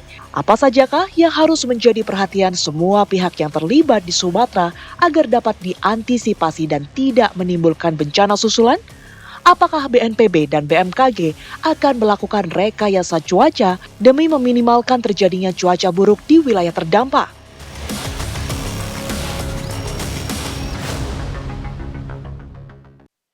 Kami akan membahasnya untuk Anda, pemirsa, bersama dengan dua narasumber yang telah bergabung bersama kami secara virtual. Sudah ada Pak Guswanto yang merupakan Deputi Bidang Meteorologi BMKG. Selamat malam, Pak Guswanto.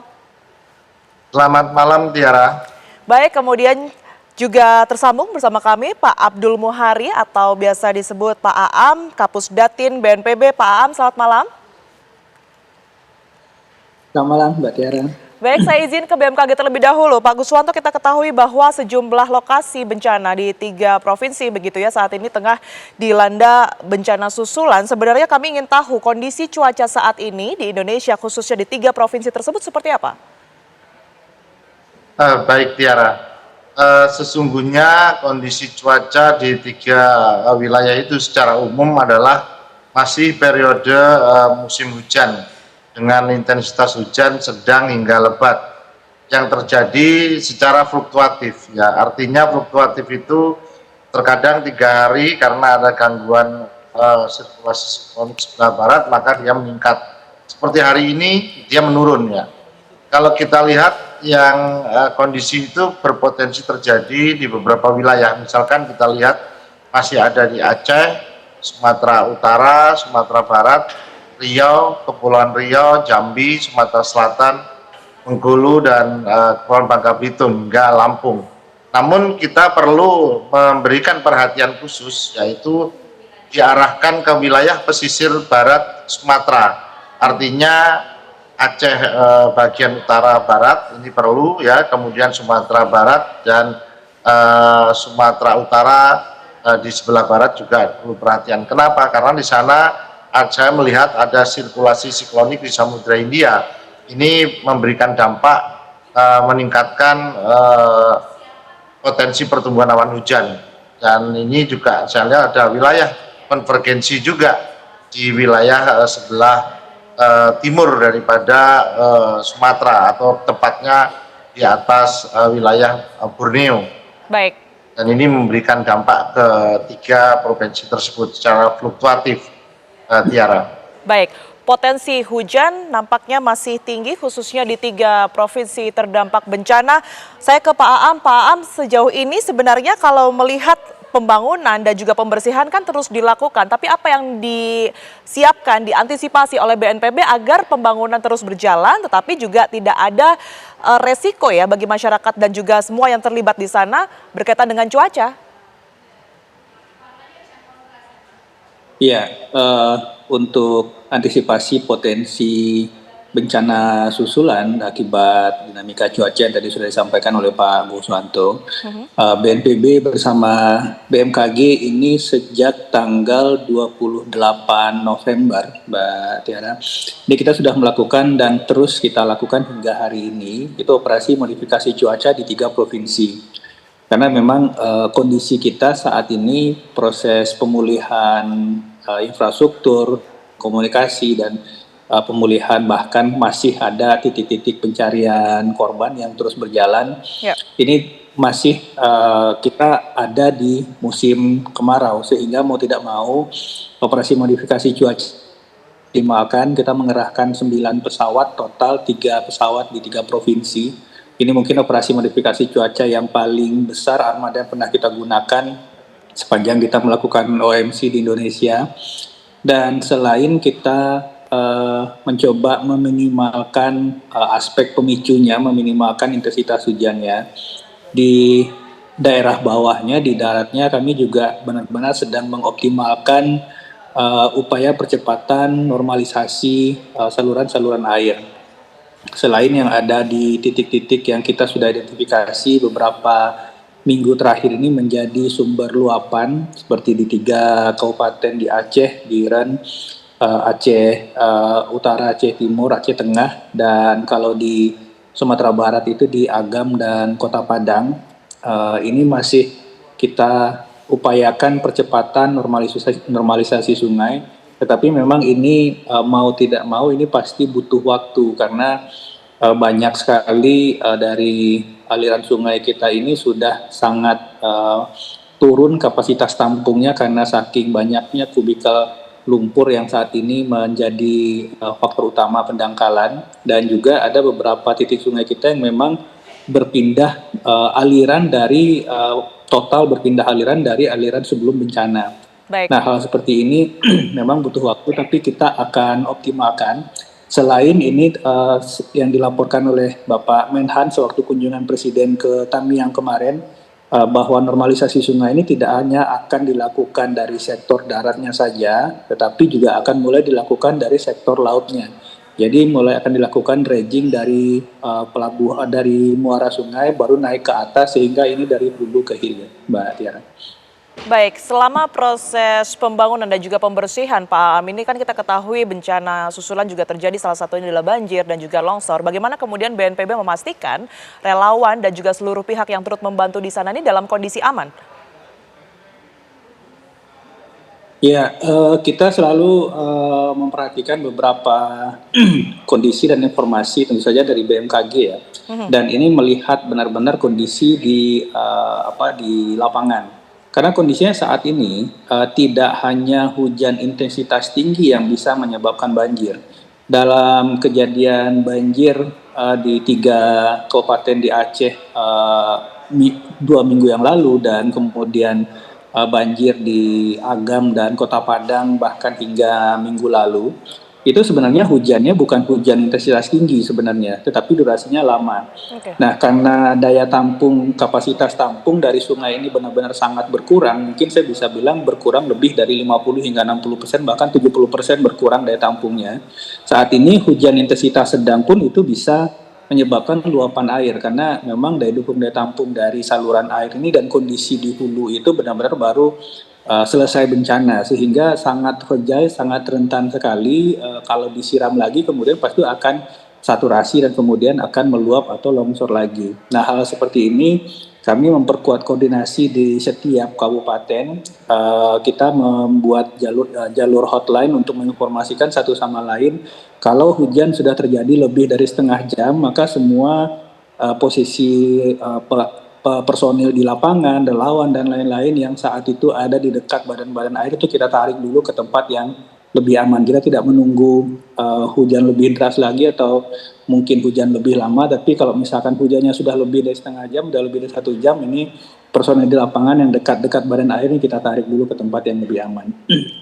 Oke, baik, saya ke Pak Guswanto. Pak Guswanto, tadi sudah disebutkan bahwa BNPB sendiri sudah melangsungkan ya operasi modifikasi cuaca untuk meminimalkan intensitas hujan, tapi sebenarnya secara meteorologis begitu ya, apakah dampak ini signifikan kalau Anda lihat di provinsi yang kemudian memiliki curah hujan tinggi tersebut?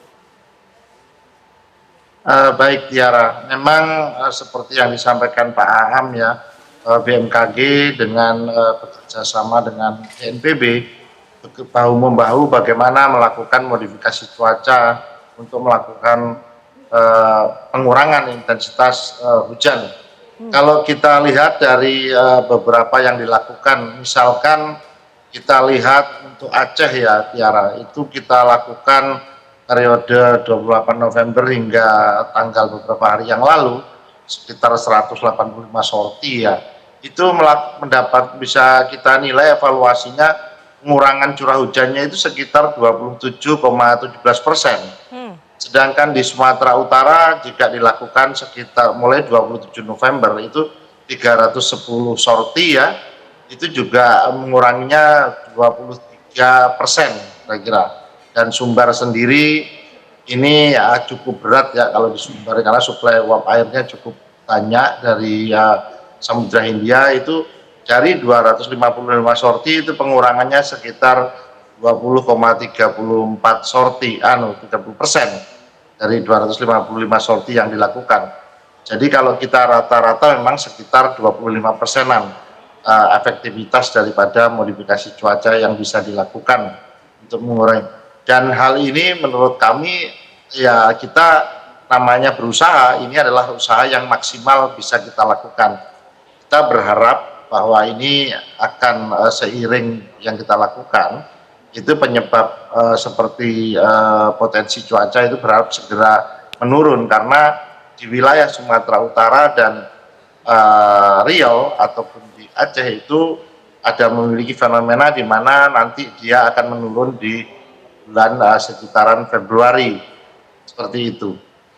Baik, tapi kalau seandainya Pak Guswanto, modifikasi cuaca ini kembali dilakukan begitu ya dalam waktu dekat ini, adakah dampaknya secara meteorologis ataupun juga cuaca tidak hanya di 3 provinsi tersebut tetapi juga di wilayah sekitarnya?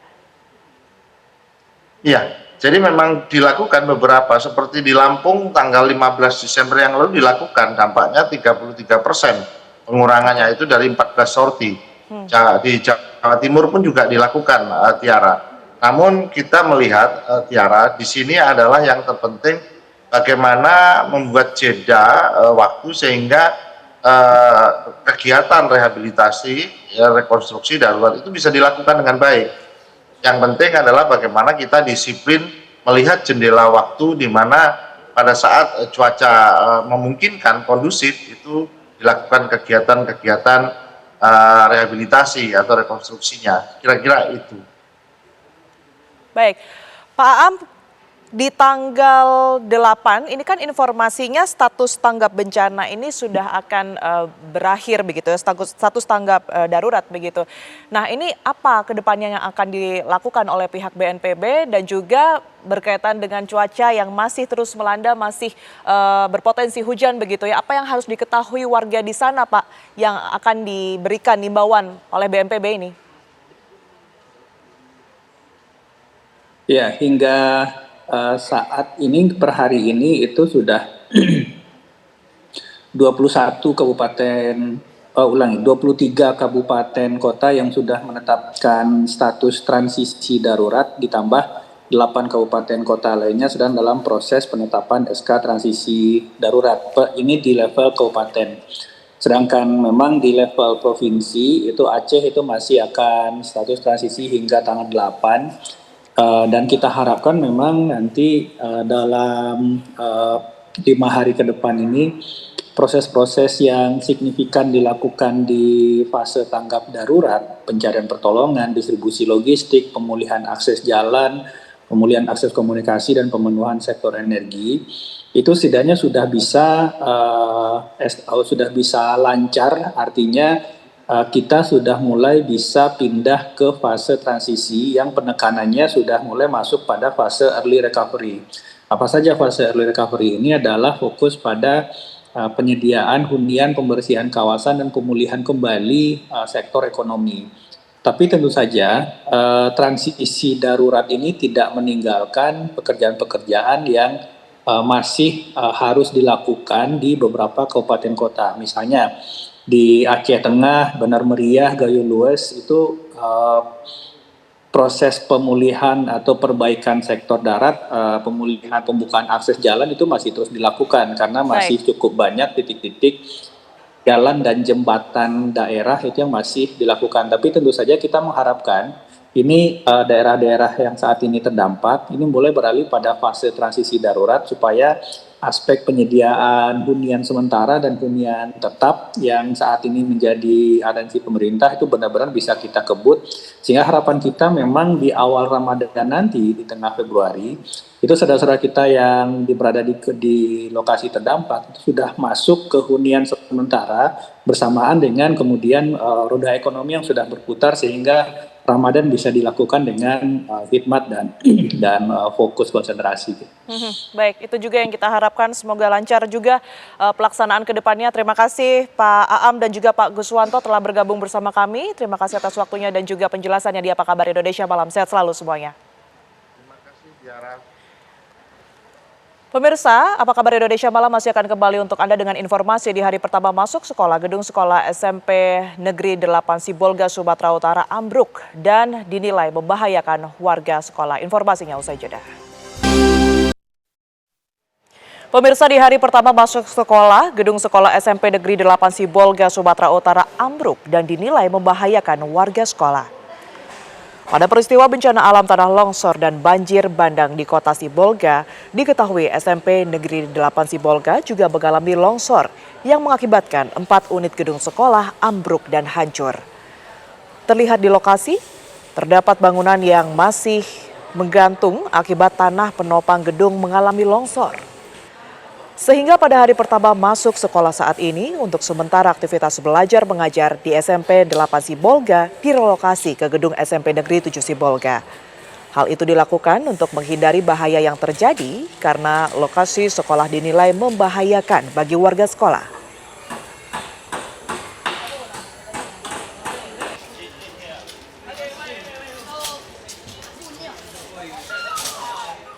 Hari pertama sekolah, ratusan siswa korban bencana banjir bandang warga desa Garoga, Kecamatan Batang, Toru, Tapanuli Selatan terpaksa sekolah di tenda pengungsian. 111 orang siswa sekolah dasar negeri 100.714 Garoga terpaksa bersekolah di tenda pengungsian di desa Batu Hula. Sekolah mereka tersapu banjir bandang dan rata dengan tanah pada 24 November tahun lalu. Meski bersekolah di lokasi seadanya, pemirsa, siswa-siswi ini tetap semangat mengikuti pelajaran yang diberikan oleh guru. Mereka belajar secara bergantian, yaitu untuk kelas 1 dan 2 masuk pagi dan kelas 3, 4, 5, dan 6 masuk siang. Selain itu, pihak guru juga melakukan antar jemput siswa ke lokasi pengungsian agar siswa-siswi mereka dapat bersekolah.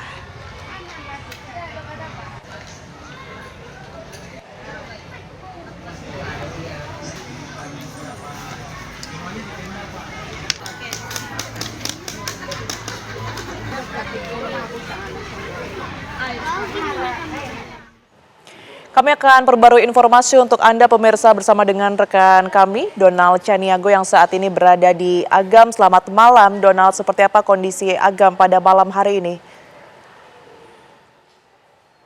Tiara dan pemirsa, selamat malam. Kami ucapkan dari titik pengungsian di Jorong Kuwo Tigo Koto, Nagari Matumudi, Kecamatan Matua, Kabupaten Agam, di mana di sini ada 14 kepala keluarga maksud kami dengan 38 jiwa yang mendiami titik pengungsian yang ada di tempat saya mengabarkan saat ini, di mana warga ini merupakan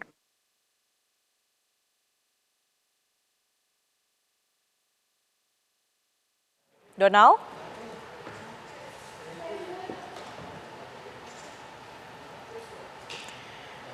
Ya pemirsa, kami mengalami kendala komunikasi dengan rekan kami Donald Caniago yang tadi sama-sama kita dengar melaporkan langsung dari tenda pengungsian. Kami akan kembali mencoba untuk berkomunikasi lagi. Donald? Donald, apakah bisa mendengar suara kami di studio? Halo. Kami mendengar. Ya, silakan Donald. Kami mendengar dengan baik, Tiara. Ya, di tempat saya mengabarkan ini ada 14 kepala keluarga yang terpaksa mengungsi daripada karena berada di dalam garis merah titik longsoran yang sangat besar, di mana dari daerah ini adalah titik awal dari longsor yang memicu banjir bandang yang terjadi di Kecamatan Tanjung Raya, Maninjau beberapa waktu yang lalu, di mana di kawasan ini jarak antara titik longsoran ke rumah warga itu tidak sampai dari 50 meter saja, di mana mereka saat ini terpaksa harus mendiami tenda pengungsian ini yang berjumlah 14 kepala keluarga dan 38 jiwa. Dan saat ini di sini memang pada ketinggian sekitar 1.200 meter permukaan laut, di mana saat ini di kawasan di tempat saya mengabarkan ini, jika malam hari suhunya bisa mencapai 16 derajat Celcius, sedangkan pada siang hari cuacanya tidak terlalu panas, di mana di kawasan ini memang dikenal dengan daerah yang sangat dingin begitu. Dan kami juga kabarkan bahwa di tempat saya mengabarkan ini hingga tadi sore masih terjadi longsor susulan yang turun di kawasan tersebut, Tiara. Baik, terjadi longsor susulan yang terjadi di sekitaran wilayah Agam dan juga 14 kepala keluarga ini masih mengungsi di tenda pengungsian hingga malam hari ini. Terima kasih atas laporan Anda, Donald Caniago langsung dari Agam, Sumatera Barat. Kita ke informasi lainnya, pemirsa, Kementerian Luar Negeri memastikan 37 WNI di Venezuela dalam kondisi aman di tengah penyerangan oleh Amerika Serikat dan penangkapan Presiden Nicolas Maduro. Kemenlu dan KBRI Caracas telah menyiapkan langkah darurat untuk melindungi WNI di Venezuela. Caracas memastikan bahwa saat ini seluruh 37 WNI di Venezuela dalam keadaan aman dan dapat tetap terus berkomunikasi dengan KBRI. Masih terdapat gangguan jaringan komunikasi oleh provider nasional di wilayah Caracas dan pemadaman listrik di salah satu wilayah di Caracas. Secara umum, KBRI Caracas melaporkan situasi keamanan dan aktivitas sosial di Caracas mulai kondusif dan menunjukkan peningkatan. Kementerian Luar Negeri bersama KBRI Caracas telah memiliki contingency plan terkait situasi keamanan di Venezuela yang akan diberlakukan sekiranya dibutuhkan sesuai dengan perkembangan situasi terkini serta mengimbau WNI untuk terus siaga. Ya, kami akan langsung perbarui informasinya pemirsa bersama dengan rekan kami Yandri Subekti yang saat ini berada di Amerika Serikat. Selamat malam waktu Jakarta, Yandri. Seperti apa kondisi terkini di Amerika Serikat berkaitan dengan gejolak konflik yang ada di sana? Tiara, saat ini di kota New York pukul 8 pagi, diperkirakan nanti pukul 12 pelaksanaan sidang perdana Maduro di pengadilan federal di distrik di kawasan Downtown Manhattan akan mulai digelar, yaitu dengan agenda pembacaan dakwaan atau pembacaan perdana dakwaan, di mana dalam poin-poin utama dari dakwaan tersebut diantaranya adalah Maduro dituduh berkonspirasi untuk melakukan aksi ataupun konspirasi narkoterorisme, di mana Maduro memimpin organisasi Kartel de los Sales atau Kartel Matahari yang bekerja sama dengan sejumlah mafia yang berada di Amerika Serikat untuk memasok ataupun mengimpor narkoba dalam jumlah ratusan ton. Dan kemudian juga dalam aksinya ini Maduro dituduh menggunakan berbagai peralatan senjata mematikan untuk melancarkan aksinya tersebut, dan juga tindakan pencucian uang secara global untuk memutar uang dari hasil usahanya tersebut. Dan saat ini Maduro masih berada di Metropolitan Detention Center di Brooklyn, tak jauh dari lokasi tempat saya mengabarkan. Semalam sempat kami pantau, lokasi dijaga cukup ketat oleh polisi NYPD, dan nantinya dari detention menuju ke pengadilan ini berjarak kurang lebih 15 menit apabila menggunakan iring-iringan kendaraan yang dikawal oleh penjagaan ketat dari petugas DEA maupun US Marshal yang khusus memang menangani masalah narkoba tersebut. Sementara itu aksi dari ekstradisi dari Venezuela menuju Amerika Serikat di Amerika Serikat sendiri, ini warga Amerika Serikat, publik Amerika Serikat terpecah menjadi dua, di antaranya dukungan dari pihak Gedung Putih maupun Kongres Amerika Serikat yang sebagian besar dari Partai Republik, di mana penangkapan ini merupakan kemenangan besar untuk melindungi warga Amerika Serikat dari selundupan narkoba yang jumlahnya beratusan ton ini, dan Maduro berhasil ditangkap setelah Amerika Serikat mencurigai dan berusaha untuk membubarkan ataupun menangkap aksi penyelundupan sejak tahun 2000 yang lalu. Sementara itu dari mereka yang tidak mendukung atau mengecam akan New York, aksi Amerika ekstradisi ini, Serikat, Yandri Subekti. Terima kasih sekali lagi telah bergabung bersama kami. Dan pemirsa, informasi dari Amerika Serikat tadi sekaligus menutup Apa Kabar Indonesia malam hari ini. Saya Tiara Harahap. Dan saya Kenana pemirsa beserta teman-teman yang bertugas di Apa Kabar Indonesia malam pamit undur diri. Terima kasih, selamat malam, sampai jumpa.